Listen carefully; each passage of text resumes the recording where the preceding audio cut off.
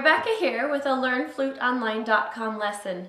Today we'll be learning some more about how to play your flute in this module number 4. We'll be adding new notes to what you've previously learned.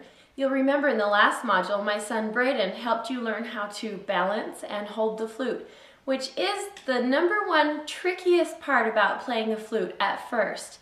But once you get the hang of it, don't worry, it will be no problem for you. I'll demonstrate again right now. You'll remember that we started by just holding our flute in our left hand in rest position.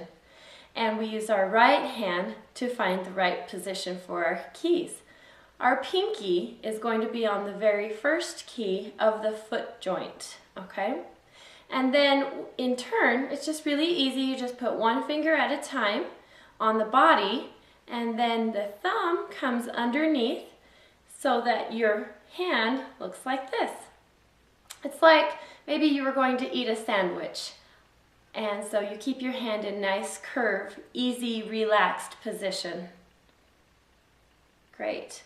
Now I'm going to balance my flute on my shoulder for now because especially you at first learning how to play the flute will have a hard time holding it up while you get this part ready.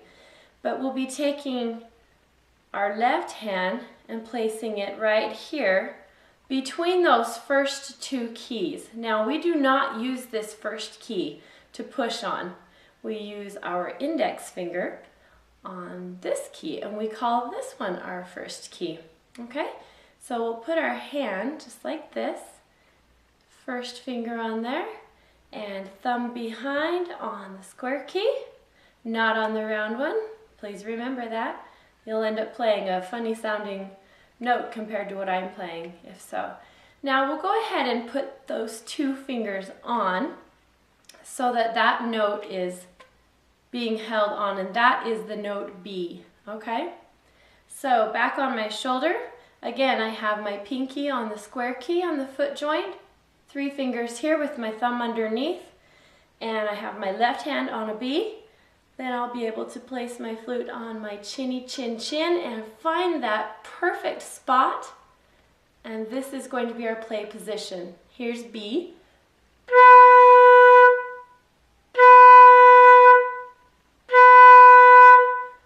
Great, you're ready to move on. We're now going to take our second finger, which is your tall man. By the way, I need to do a little describing here. This finger right here is your thumb, okay? This is your thumb. We're not going to call that our first finger as piano players do. We have our thumb, and then we have our index finger, which is our first finger. Our tall man, or our middle finger, is finger number 2. Then our ring finger, number 3, and then I call this one my pinky, although it is number 4. Okay, so what we're going to notice now is that when we have our first finger on this key, we are going to skip the next one and put that finger right there with our thumb on the square key behind. So you'll notice that I have a space in between my fingers. It doesn't feel hard to do. I just have to remember to not touch this key. This note is called A. Okay, so now we know B, and now if we add one more finger, we have A. Now since that was so simple, we may as well add one more. And so we'll take our ring finger, which is our finger number 3, and add it onto the key right next door.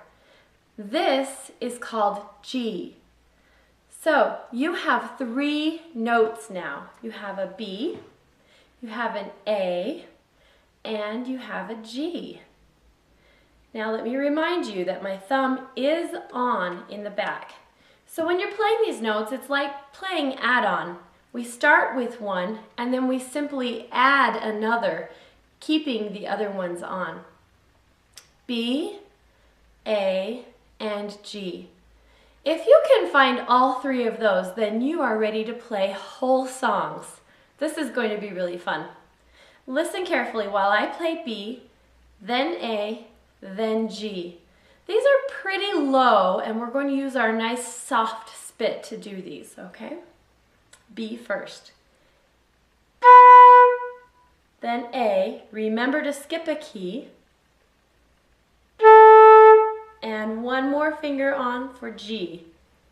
Now, a lot of times when new players try to play that G, then it kind of squeaks to a higher note or makes a lot of air. And that's really normal right at first.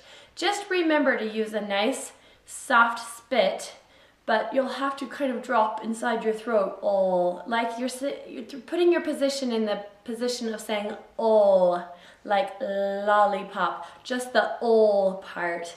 And that will actually help your G come out better if you're having problems. If you're able to do the B, the A, and the G with no problem, you're ready to move on to the national anthem of most wind instruments, hot cross buns. I'll be showing you that one in the next video.